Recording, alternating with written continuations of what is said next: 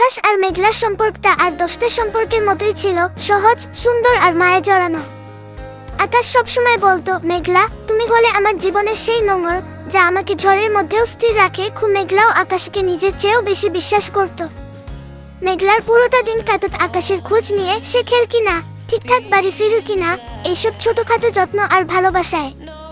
আকাশের একটা স্বভাব ছিল, সে যখনই মন খারাপ করত বা কোনো সমস্যায় পড়তো, মেঘলা নিজের সবকিছু উজাড় করে তাকে আগলে রাখত। মেঘলা ভাবত, এটাই তো ভালোবাসা, একে অপরের সুখে দুঃখে পাশে থাকা।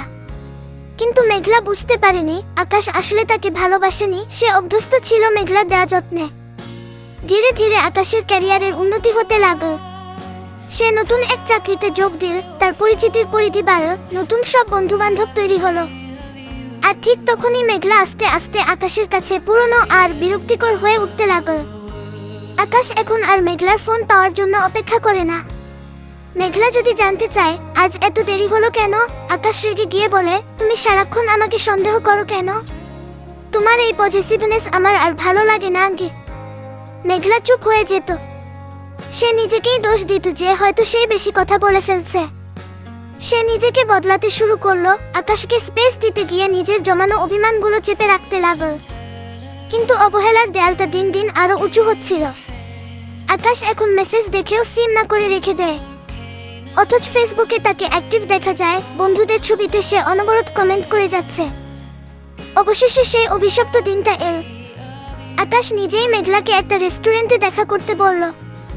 মেঘলা ভেবেছিল হয়তো আকাশ নিজের ভুল বুঝতে পেরেছে, আজ সব দূরত্ব মুছে যাবে। কিন্তু বাস্তবে যা ঘটল তার জন্য মেঘলা প্রস্তুত ছিল না।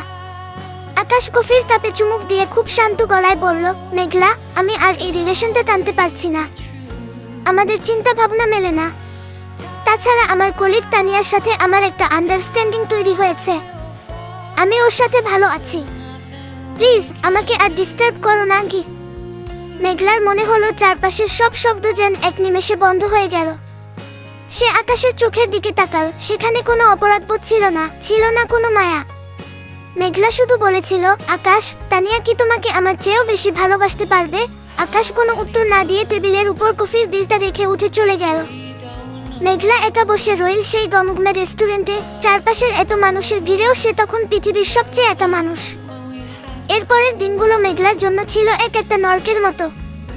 যে মানুষটাকে সে নিজের জীবনের চেয়েও বেশি প্রাধান্য দিয়েছিল, সে তাকে এত সহজে অন্য একজনের জন্য ছুঁড়ে ফেলে দিল, এই সত্যতা সে মেনে নিতে পারছিল না।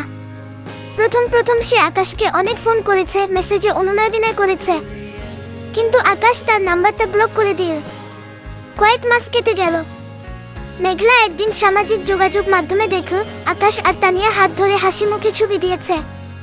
ছবির ক্যাপশনে লেখা, আমার জীবনের সেরা মানুষ। মেঘলা স্ক্রিনের দিকে তাকিয়ে স্তব্ধ হয়ে রইল। তার মনে হলো যে মানুষটার ক্যারিয়ারের স্ট্রাগলের দিনগুলোতে সে ছায়ের মতো পাশে ছিল, আজ সেই সাফল্যের আলোয় অন্য কেউ হাসছে। আজ মেঘলা আর কাঁদে না। সে বুঝতে পেরেছে কিছু মানুষ জীবনে আসে শুধু স্বার্থ ফুরিয়ে যাওয়া পর্যন্ত অভিনয় করতে। তারা অন্য কারোর হাত ধরে ঠিকই এগিয়ে যায়, কিন্তু পেছনে ফেলে যায় একটা ভাঙা মন আর সারা জীবনের একরাশ দীর্ঘশ্বাস। আকাশ হয়তো তার নতুন জীবনে খুব সুখে আছে, কিন্তু মেঘলার মনে আজও একটা প্রশ্ন রয়ে গেছে, এতটা ভালোবাসার পরেও কেন মানুষ এভাবে মাঝরাস্তায় হাত ছেড়ে চলে যেতে পারে?